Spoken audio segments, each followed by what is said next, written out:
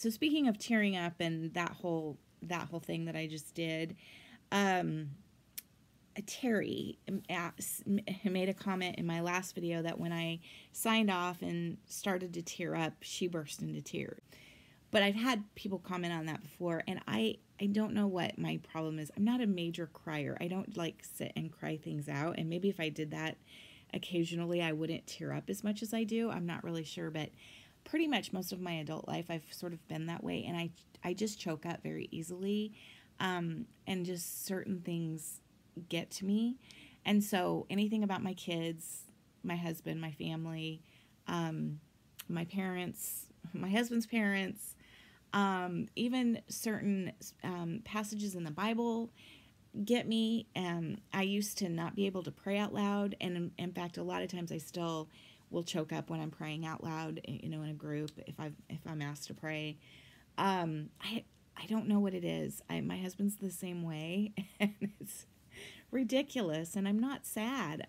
It's just part of who I am, and I cannot tell you how many Flosstube videos I have deleted because I cried or I teared up. I don't really like boo-hoo, but So Terry, I'm sorry I made you cry, and I try really hard not to do that because it's embarrassing, but it happens.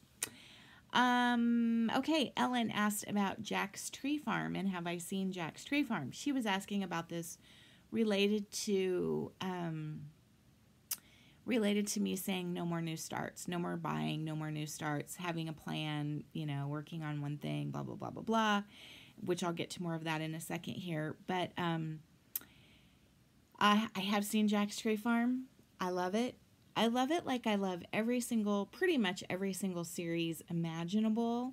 I do not plan to start it at any time in the near future, and I don't plan to buy it right now. I have many series that are not finished, and that's going to change this year. Okay, Diana asked about Kringle's Hot Cocoa, the small that I did for Maddie for Christmas, and that's all wrapped up and sitting under the Christmas tree. I'm sitting in the chair. I'm going to put the ottoman of the chair out so that Baxter can crawl up here and lay down, because otherwise he's just, like on my lap. So now I'm lopsided. But my point is, Diana wanted to know who it was, who the designer was. It's called Kringle's Hot Cocoa. Kringle's, Kringles. I don't know if that can be spelled different ways. It is by Sugar Stitches Design on Etsy. Sugar Stitches Design, when you go to Etsy, is all one word. It's spelled out, it's all together. And you go to, if you put that into the search bar in Etsy and then click on shops to make sure that you're searching for shops, it will come up. And that's where I got it. I also saw that it was at Everything Cross Stitch. It was available from Everything Cross Stitch. But the designer is Sugar Stitches Design on Etsy. Okay, Kim asked, what fabric do I use for the stockings? And I wasn't sure exactly what part of the stockings she was talking about, the hook stockings that I made for Caitlin and Caleb for Christmas. So let's just kind of go through it, because a lot of people have this question about rug hooking kind of in general. So all of the rugs that I do are hooked on the foundation, or the background for all of the rugs I do is linen. You can also use monk's cloth, and you can also use burlap. But I have hooked many rugs on monk's cloth. I do not use that anymore. Unless I were to find an old pattern that I'd bought years ago that was on monks, and I would still, but I don't specifically buy monk's cloth. They're all hooked on linen. They're not hooked on it's hooked on a linen that would probably be considered like a 1 count or something. I don't know, a 5 count. It's, the holes are big enough for the hook to go into. So that's the foundation of the rugs. They're all hooked with 100% hand-dyed wool that I buy from my wool store here in Omaha, that I then cut. That wool is sold by the fat quarter or the yard, and then I cut it into strips and hook it into the rug from that. Then for Caitlin and Caleb's stockings, I lined both stockings with I want to say it's velvet, but I would say it was probably more of a pseudo velvet that I used, or a faux velvet, if there's such a thing. I mean, it was just a velvet that I got at Joann's. I don't think that's real velvet. That's very different, I noticed, than the velvet that you get in the finishing packets. Why can't I think of the name of the finishing packets? You know, that you get like the Christmas one, and it has a couple pieces of velvet in it, and it has some little mini pom-poms in red and green, and why can't I think of those finishing packets?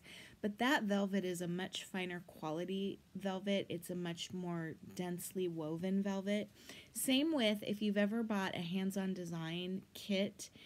For example, the seasonal samplers, like the Independence Day one that you could do as a drum or a pillow, and then the witch's put on your witch's hat that you could do as a drum or a pillow, and then if you bought those kitted, they came with a piece of velvet for either the top of the drum or for the back of the pillow. That was a much finer quality velvet than the stuff that I bought at Joann's, but I found it, and I found red and black, and that's what I used for Caitlin and Caleb's to line their stockings.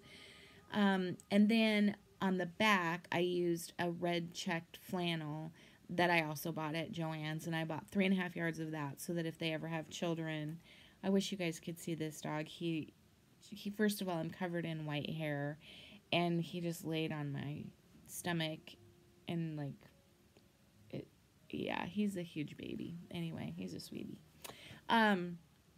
So that is the flannels on the back, and I bought 3.5 yards so that if they have children, I can make, you know, the backs of those stockings the same.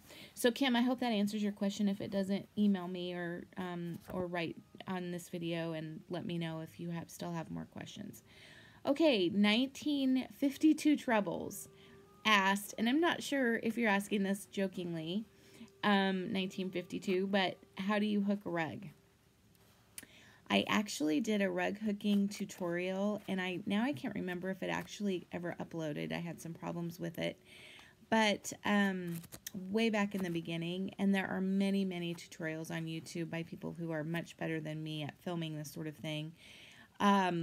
It takes I took several classes, and I've probably been rug hooking, I think, for about 10 years. So I've been rug hooking for a long time. But if you talk to Carol, Softbox Stitcher, or Pam, Stitching Between the Lines, they're both learning to rug hook. And and Farm Girl Michelle Rudy is learning to rug hook, and there are lots of people out there, and it's not hard to kind of do basic rug hooking, but it does take some, more than I could explain in this.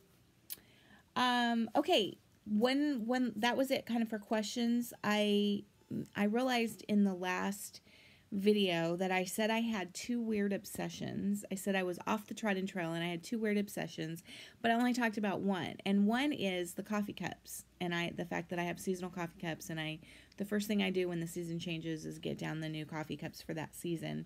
And I'm always really sad when the Christmas coffee cups go. I have a lot of Christmas coffee cups, and I love them, and I rotate them daily. But my other weird obsession is calendars. I am obsessed with calendars of all sorts. I love desk calendars that you change the day daily. I have a wall calendar in just about every room of my house. And I love to go buy them after the first of the year. Usually my husband will give me gift cards to Barnes & Noble, and a lot of times the kids will each get me a calendar. My bathroom upstairs is decorated in needlepoint lighthouses, and so I always have a lighthouse calendar in that bathroom. I do. I love calendars. I love them. I have 3 perpetual calendars, 2 that I've had, one that I bought that is a Snoopy calendar that's in my laundry room, and then one that I've had for years and years and years that's in my kitchen, and then this year I bought a new Christmas one. So that was my other weird obsession, and yeah, I just thought I needed to explain that because I only talked about, the one weird thing. I have a lot of strange quirks, but I think we all do. Okay, I wanted to quickly talk about plans, just in kind of where I am and what I've been doing in terms of thinking about them. And I'm not going to say any of this is hard and fast because it'll probably change, and I've been talking to Dory a lot about this, and talking to Nicole about this, and kind of going round and round. So the thing I know that I for sure am going to work on in the beginning of the year, or come January 1, is Winter Sampler, because the Mirabilia Winter Sampler. I got Nicole into it. She saw mine and she bought it, and we decided to do a sal. And I think we're starting it on. My plan is to start it on January 1st, or probably December 31st. Very, very excited about that. I kind of am thinking that I could probably do a week-long rotation with that if I worked on that 1 week a month. I may want to change that to a 2-week rotation. I'm not exactly sure. And maybe I could do more like 9 days or 8 days or something like that. I feel like that is one that I will love and enjoy doing, and I could work on it more than just a day or two at a time. So that's kind of my plan, to give that at least a week a month until it's done. Dory said she finished hers in 5 months, and so I kind of have that in my head that I can finish it in 5 months. And then I started I don't know what day, Sunday, I kitted up the Cooler Designs spring sampler, which is the spring version of the winter one that Pam did, and also Philip Pip Stitch did. I bought all 4 of those. I kitted up spring. I started it. I could not put it down. I love it. So I would like to give that a week a month, and I would like to have that done by spring, but probably spring of 2020. I would like to do an ornament a month, at least. And I think I would like those ornaments to start out the year, for those ornaments to be Farmhouse Christmas, and get those knocked out and those done. I would also like to do button up as one piece, the Prairie Schooler button up as one piece. But you know, then you start getting like, okay, is this really doable to do all of these? So that's kind of my, and then the other thing that I'm going to do is I'm going to work on Lizzie Kate Halloween, and Lizzie Kate Halloween rules, and Lizzie Kate Christmas rules, until I get those knocked out. And my plan is not to start anything else new until I get at least one of those done. So like if I got Halloween rules done, then I could start another. And actually, I don't think I'm going to start anything new. I'm going to find another big, larger Halloween piece, and then get that one knocked out. And if I finish Lizzie Kate Christmas rules, then I'll find another Christmas piece, larger Christmas piece, and get that knocked out. So that's kind of my plan going forward. So I won't have a lot of little stuff to show you, but, you know, I know there will be gifty things here and there, and I know there will be, you know, there's going to be some stuff. But I think if I kind of rotate between 4 or 5 of those things in a given month, that'll keep me occupied, but it'll help me to maybe get some stuff done. So that's kind of the plan. We'll see how it goes and how quickly it changes. I also know that and I'll go ahead and share this with you because I shared it with them. I started 4 rugs. I didn't start. I custom designed 3 rugs, and then found the most perfect rug for a 4th friend, and had really hoped to get all 4 of those done by Christmas. And anyway, one is just about finished. So one will be finished at the beginning of January, and then I'll hopefully do another one in January, another one in February, and another one in March, and have those to them here pretty quickly. I'm really excited about these rugs. They're custom, and I had my friend Janice help me customize them and draw them up, and I think they're just perfect, and I'm and they're all color planned. All the wool is bought. They are ready to go. I mean, they are ready to knock out. So I'm really hopeful that I can get those done very soon, and, you know, and kind of go for it. So okay, so I'm over 30 minutes. So if I'm not able to upload this all in one time, this is gonna end up being 3 videos.